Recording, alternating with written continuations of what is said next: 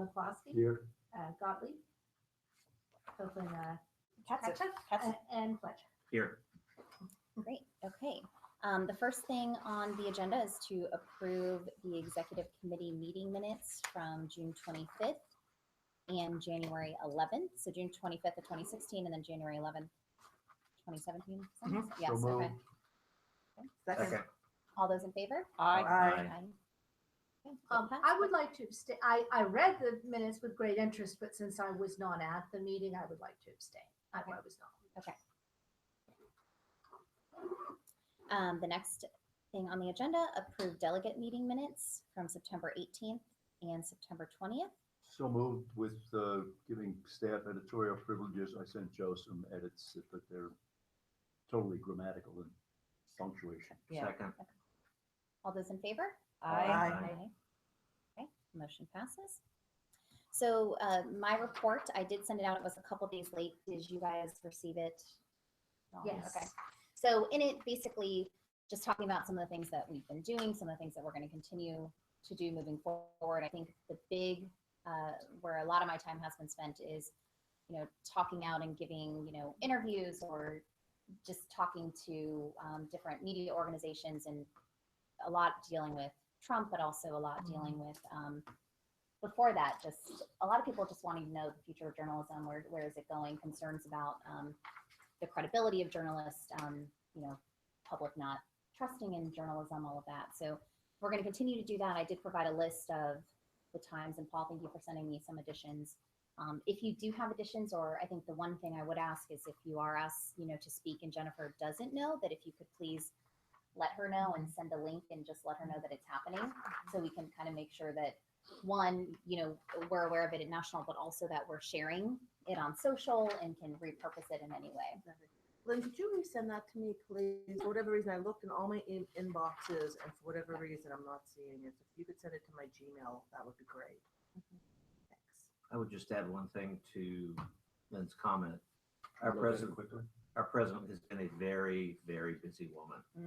Having done that and having known how many media inquiries I got during my term, she's done a wonderful job for us. So thank you. Oh, thank you. I appreciate that. Let's see. The other thing I was going to mention something else there. No, I don't remember. We will skip and we'll go to the report from STX Foundation. I will keep it very short in the interest of keeping your meeting short, but we're doing well. I mean, obviously our holdings follow the stock market, and the stock market has been pleasant lately. We did do or Katie and Chris did that year-end campaign that tripled the amount that over what we had raised the previous end of the year. So that was very good.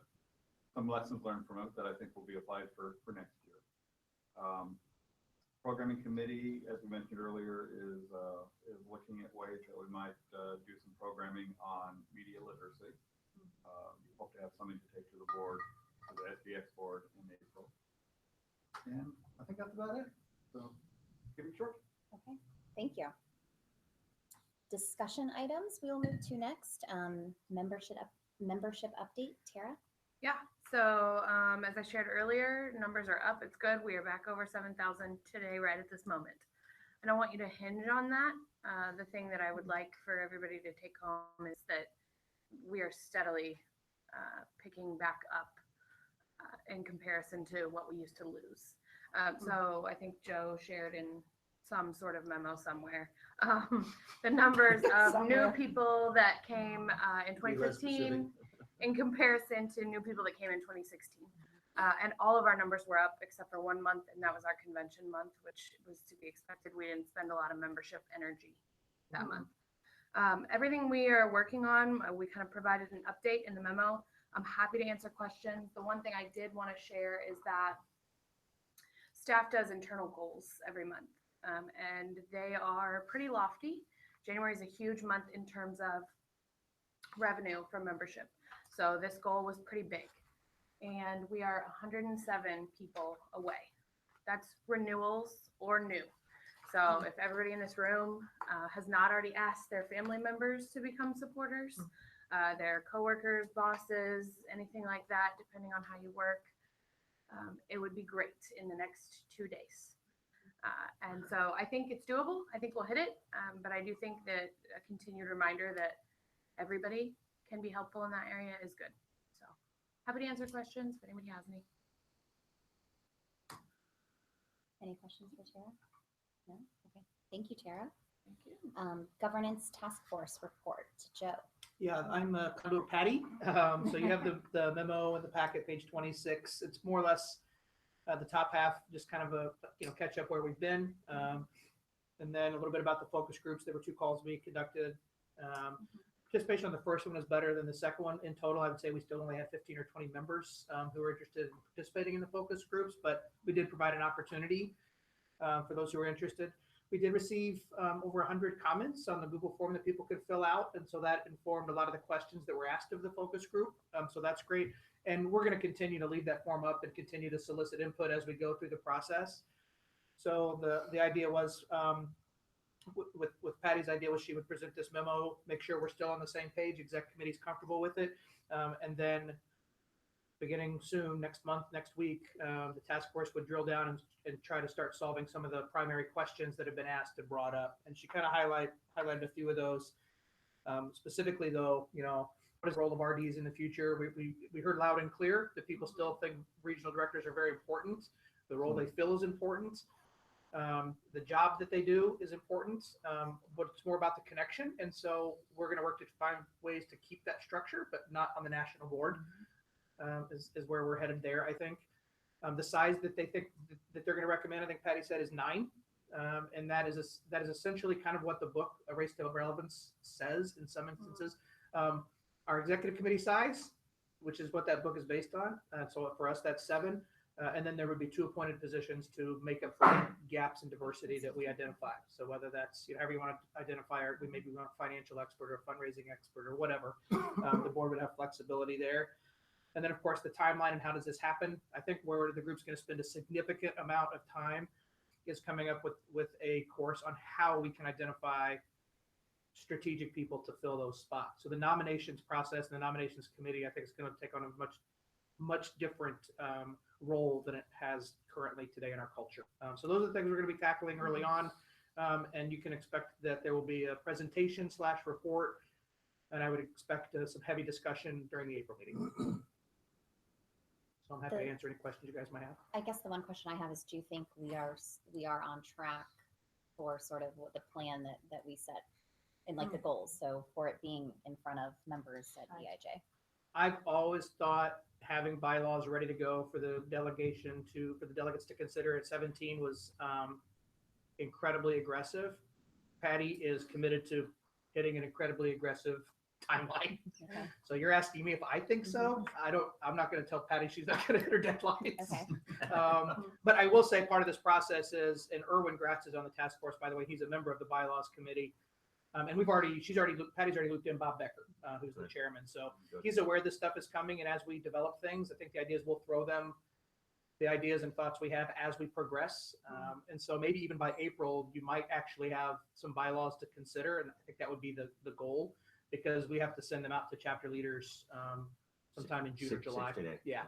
So whether or not even if in principle, I mean, you have something that you can present to the board in principle in April, the exec can do the final sign off and still get it to delegate. Correct. Correct. I think Patty would love to have the bylaws ready to go by April. I'm not sure if that's possible. Bob was at our meeting last June, wasn't he? As part of that, Yeah. It was. in that discussion. He was there, but Okay. they really can't work on the bylaws until they know the specific direction. Understand. So, I think maybe he was on the oh, good. call from 202. So that's where it stands, and that's the hope and goal. Good. Thank you. Any other questions about that? No? Okay, next thing is update on media shift. So trying to think the last time we talked about this. I guess it must have been in September. Yeah. And after September, we had some SDX members, and feel free to kind of join in on a committee. There were 5 people? Like 5 or 6 people. 5 or 6 people, yeah. And they, Combination of that. I mean, you and I both Yes. appointed people Mhm. to it. Yeah, a combination of SPJ and SDX, digital marketing, people that really dug in and looked at, the Folks same who, things we folks who looked have at. forgotten more things about digital than I'll ever know. Yes.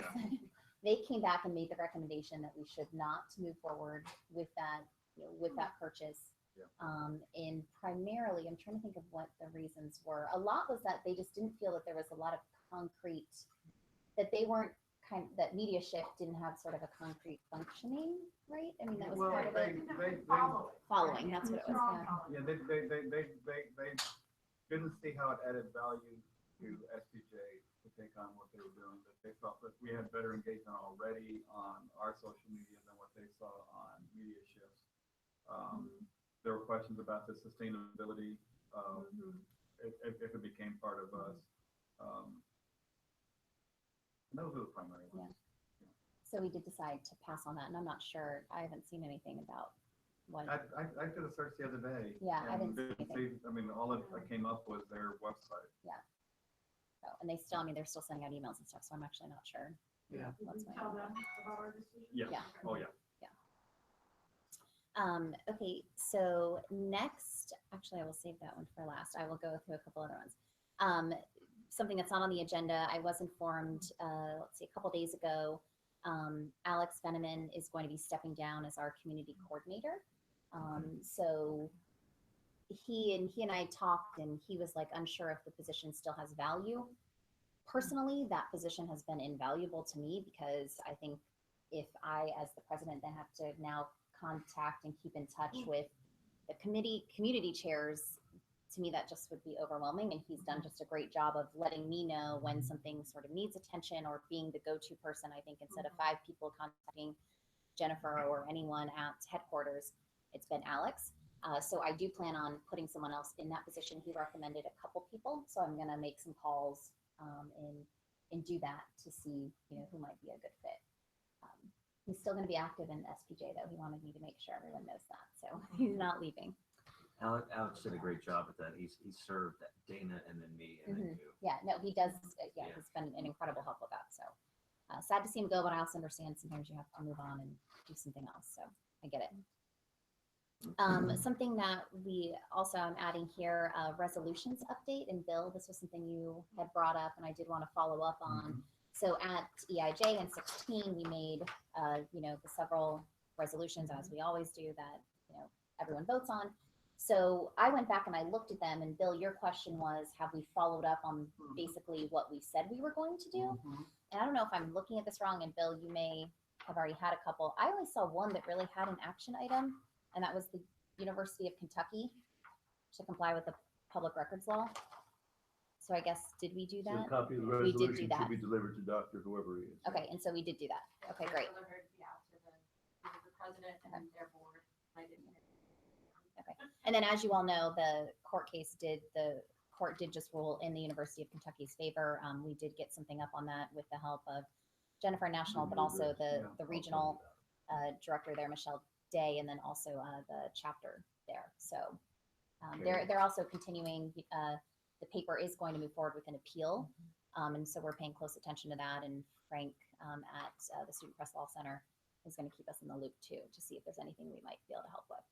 So. Number 3 asks us to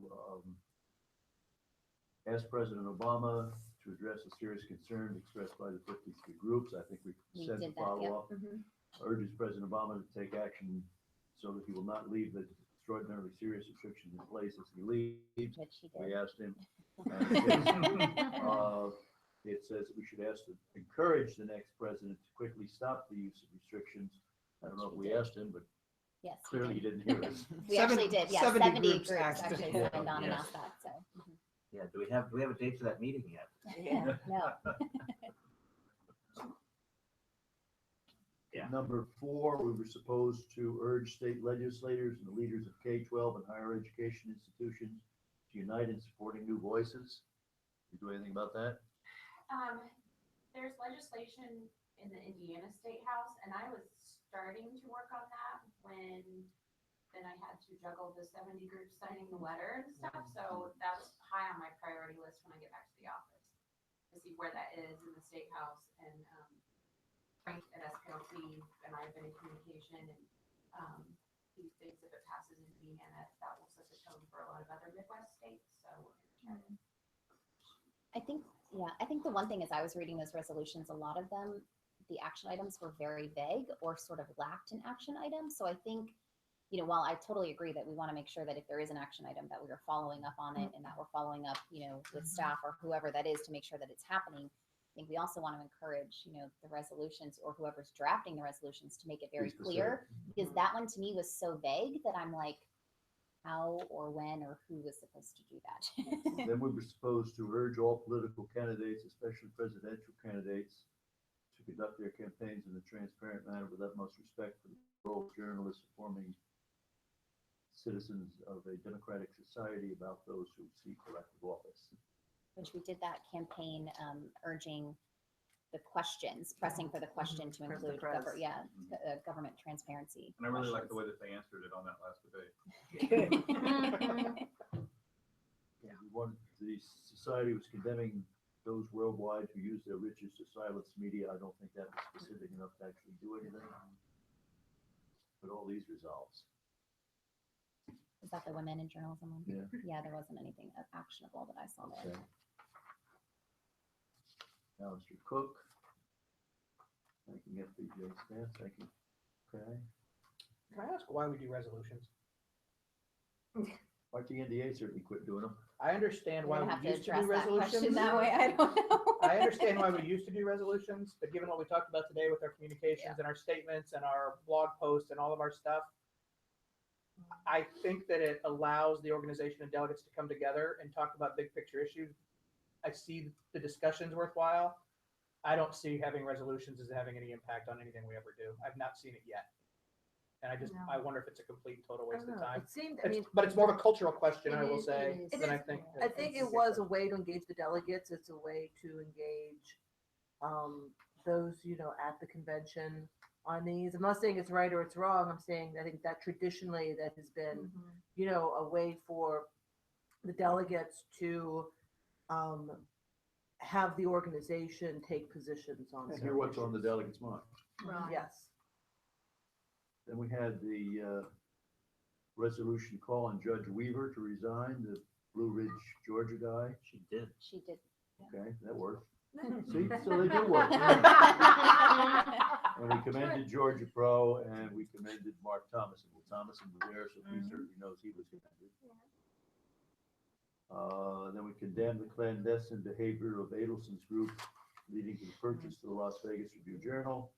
And that we believe news media ownership should be transparent. That doesn't call for action. Thank you. Yes, thank you. I'm glad you brought that up. We'll definitely make sure we continue to do that. Paul, did you want to give an update on nominations? Yes, Yes. Lynn has asked me to chair the nominations committee, which is currently me. I am seeking to have a co-chair join me in terms of helping to find and vet good candidates for the various positions. We have President-elect, Secretary-Treasurer, 2 campus reps, campus advisor at large, 1 director at large, and then RD seats in regions 2, 3, 6, 10, 11, and 12. This is my second year. Okay, your position is open. Okay, that wasn't on the list, but yes, for VP of Campus Affairs. So we need to talk. I have already reached out to a number of the incumbents to find out if they're interested in running again. I've reached out to Dory Zinn, the chair of the diversity committee, to get any recommendations that she might have. And I got a very nice email back from her with some names. And I will contact all of the, or assuming I can get my co-chair, we're talking next week. Talk to the various committees and communities to find out who is out there, who would be a good candidate, and start with that before I start making a whole lot of phone calls. So somehow maybe in Leeds or somewhere, if I could get a message that says, I'm looking for candidates, please contact me. Yeah, those will start like February 13th. Okay, perfect. That's fine. I hope to have a recommended number of candidates to the board by April 22nd meeting. That's going to be my working deadline. Can we put a line if they want to object of, diverse candidates are encouraged to apply, just to make it, clear. I mean, it's, it goes without saying, but it's always good to say it anyway. I think it might say that on the homepage of the elections thing that SPJ is seeking diverse, qualified, but I'll double check for sure. Okay. Okay, And good then, idea. Paul, whenever you get those people confirmation, send them to Joe and I, because the quicker we can turn around and send them, these are the things we need for you. They have more time. Sure, no, I To get understand. things Yeah, together, I got your message a few weeks ago, and we'll work the spreadsheet like you suggested. And that's, yes, sir. In the conversations that we're going to be having with potential candidates, should we be talking about what the task force is working on? So they may Yes. be running for an office that may not exist in Oh, that would be a real buzzkill. 2 years or 3 years. I know, but I also No, don't think it's you're right. You're not wrong. I don't know how to address that, but I think we have to figure out how to address that. That's all. No, I think let's talk offline Okay. about that, because I thought of that as I start to say, hey, board service is really valuable and important, and oh, by the way, we're gonna go from 23 to 9. Well, If it and the passes. other side of that is when we're going through the nominations process, do we want to begin laying some groundwork of what we would like for it to look like, regardless of the board structure, meaning a little more stricter vetting, a little more like an application process? Do we want to more start trying to recruitment. implement some of those? Yes, Right, like which is- job descriptions, like we want to try to start implementing some of that now, so that those people who do come onto the board may be better qualified when we start going through It transition. wouldn't be a bad idea to draft a job description for every one of these positions now anyway. Well, or you could Some do of it it for is a general. I would say do it for a general, because really, if this moves forward, the seats are not necessarily going to be specific to It'd be the a same as at region. large. Yeah, right, yes, It- yes. It would be the position, for those that's coming due. And then that's more of these are the types of people we're looking for. Bigger picture, strategic work on thinking, that. leadership. Okay. Yeah, I think that's a real good idea. Is Patty's plan not going to include some glide path for going to 23, from 23 to 9? It will. Actually, So these people would not necessarily lose their jobs. Not necessarily, but I don't think it's fair to ask them to join a board that's going to be going major upheaval if it's adopted. It's just the potential. Joe, this is a little off topic, but it occurred to me in the downsizing, because we have the 2 student reps and so forth. A 9-member board configured as it is currently proposed really doesn't have a voice for students at all, because it's going to be hard for them to run for something like that. Maybe, but there's also the 2 appointment spots. There are the two bumps. And that will vary from year to year. It That's could. the thing. And that's one of the downsides is, well, do we want to have a specific spot for students in their voice? No, and I don't want to have that conversation. Yeah. I'm just voicing my concern that students who make up a fair number of members and who we hope that will continue on may in fact fall through the cracks with a voice in what the Or they organization could does. make up half the seats. They could, Yeah, but they just saying. probably won't. I just laying it out there. We never would have Either found that or, Tara there is talk of Andrew without that position. the second tier, if we keep the RD structure, there may be some way to include them that way. I don't know. I just know the level of discussions and the voice needs to be at the table. I'll just get out there. Okay. Anybody else have anything for me on nominations? That's my report, Madam President. Thank you. Sure. Next, I will talk about the regional meetings. I know this has come up a couple times, and I will just say I do not necessarily think that it is a necessity for us to. I know traditionally exec members we've tried to, get to all of the meetings. I do not think that is a necessity. I think it is if we can, and if they want us there, and if there is an invite or you're presenting or there's something that you're doing, I think that's good. But as far as trying to really space it out and get everywhere, I will just tell you right now that is not my intention. But I did want to, and I have this, and I was just going to say, I know some of you will be at some of them. I know Region 1, Rebecca and Alex, you will be at. Okay. I'll be at Region 2 for sure. I'll be reaching too. Okay. I will be at, I have to figure out what even this region is. 11. Don't tell anyone I don't know that. I will be at this one. Well, if it's right here in San Diego, you It should will, be. yes, I will be here. Just Yeah. a question. I mean, some regions just kind of expect that an officer is going to be coming. Do you need to let the regional directors know that one will come only if invited?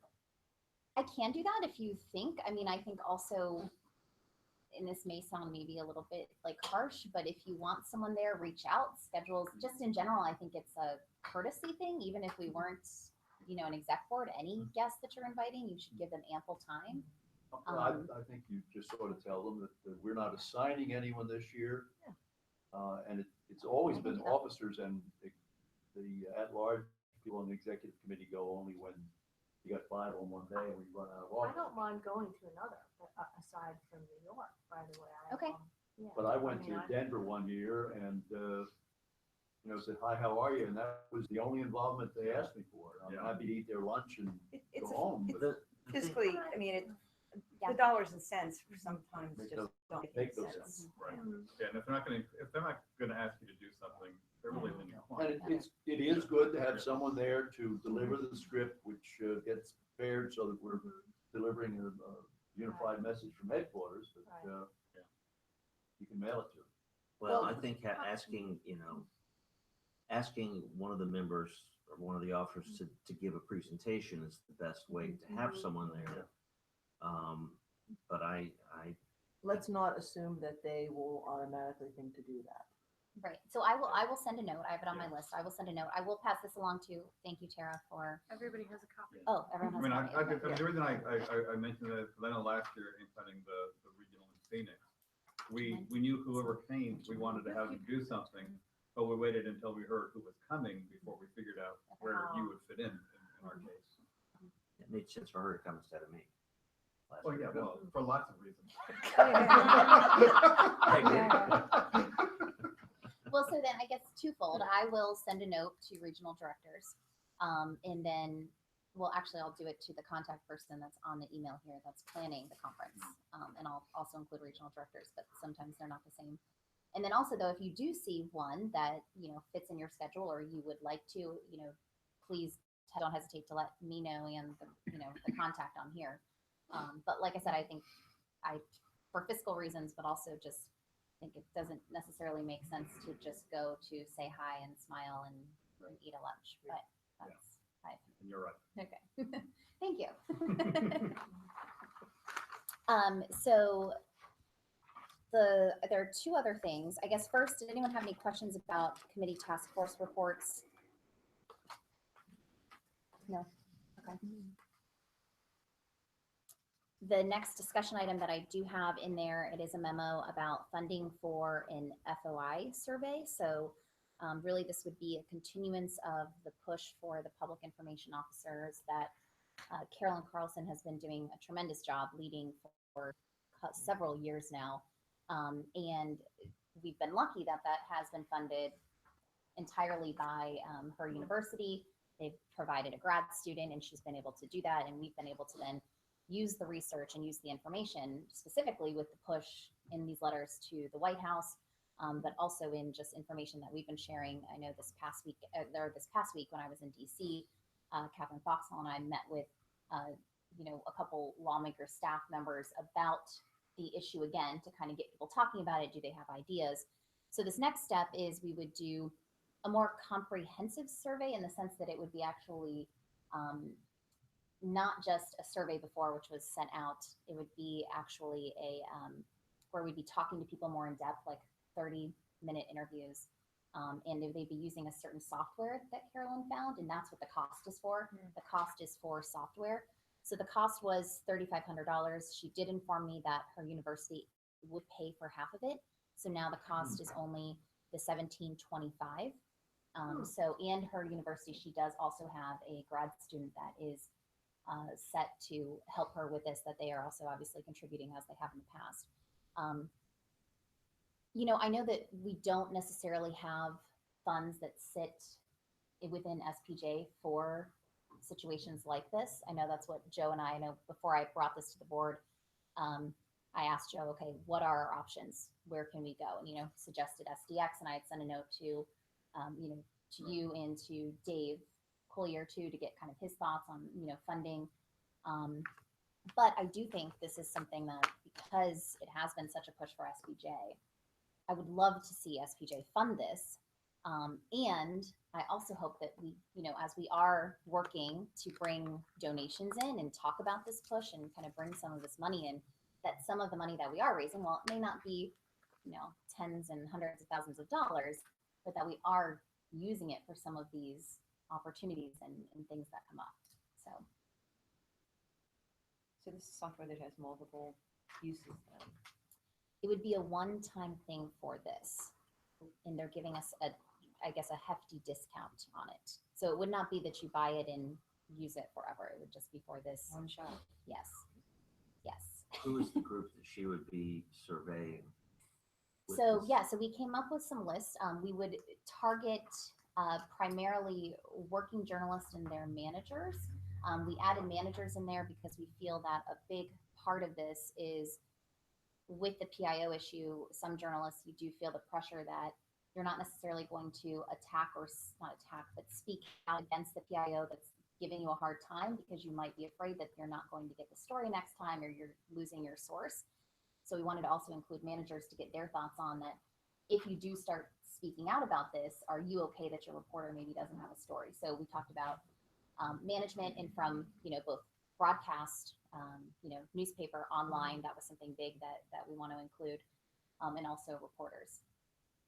And what's the clear goal for doing the survey? So once we have the survey, once we have this information, SPJ is going to do what with it? So Publicize the results, and then are there going to be some action items attached to that? So publicize the results, which we have done with the other surveys. And they actually, I will say, the surveys have come in handy in the sense that when people are looking for data, specifically the two recently that we did that focused on the police PIOs specifically, and then, crime reporters, it was a very good look at, here's how reporters feel, here's what the PIOs feel.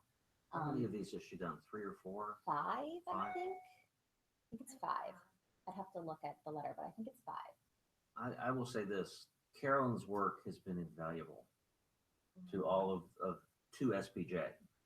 And she's been very gracious, making sure we have copies of it, and it's part of what we left with the White House a year ago, December.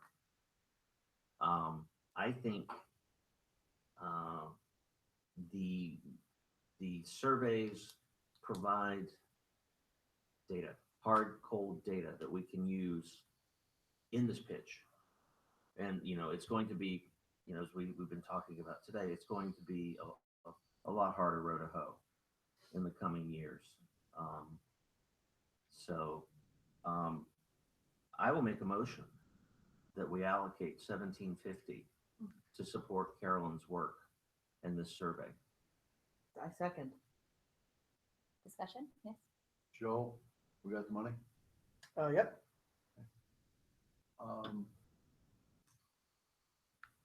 We can't decide what we're going to do with it, I guess, until we know what the results say. They may say everything's fine and generally it's fine. But is there a focus for this? Like it was on police one time, and it was on government PIOs, I think maybe specifically healthcare. Is there any particular focus? So primarily the reason why these would be more one-on-one, like 30-minute, possibly an hour if the journalist is, has an hour to give, that we can get very specific examples. That's the one thing that when we've talked to, and I know when Catherine and Gideon met with some lawmaker staff late last year, and then when we just did this week, they said, do you have examples? Can you publish examples of where maybe the public isn't getting a story or isn't getting information that they deserve because this is happening? So that's something that they've asked for a couple times, and they said if they had that could help them bring this issue up and push forward. And I think that's one main thing can come out of this, because it's more than just, answering these 25 questions. It's an in-depth conversation where it's actually going to be, recorded, they can, we're going to have the transcript, all of that we can then tell those stories. So I think that's one of the big differences between just that survey and But what it's this not will be. focused on any particular It's not, no, beat. no. not science writers or anything like that, No. because that was one of her Mhm. surveys. That was I think that was one of the first, Yeah. was the science journalists. Which I think is what Catherine is.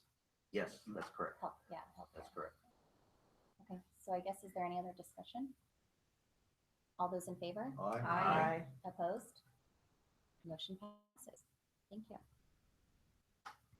You can Okay. tell Carolyn good news. Yes, she will be very excited. She's been working very hard on this, and so is Catherine. I don't know how they both do it.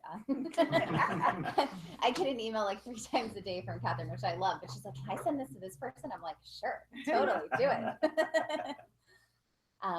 Okay, so I think, does anyone have anything else? The only thing I have on here is selection of the fellow. Just one quick thing, I just Yeah. wanted to give you an update on my meeting at Columbia yes. University. Mhm. We've just never Yes. able to connect. Right now, they are in the So very, this is the meeting with the new center that was founded there, and it is a litigation exactly, center that was funded there at Columbia with, I believe it's the Knight Foundation. yes, Yes. Mhm. exactly. Specifically for FOI. FOI. This is not the First Amendment. Yes, it is. Center. You're talking about the First Amendment Center with, Jamil? Jamil. Yes, Yeah. And you had a meeting with them? yes, Yes. Okay. So did we. okay.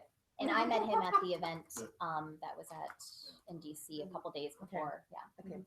Well, Jimmy, he really wanted a clearer picture of SPJ's role with FOI. What have we done? How do we approach things, so on and so forth. What they're looking at is less of a case-by-case basis, not really taking individual cases of FOI abuse, FOI obstruction, more looking at litigation that can be brought proactively to deal with systemic problems in government regarding open records.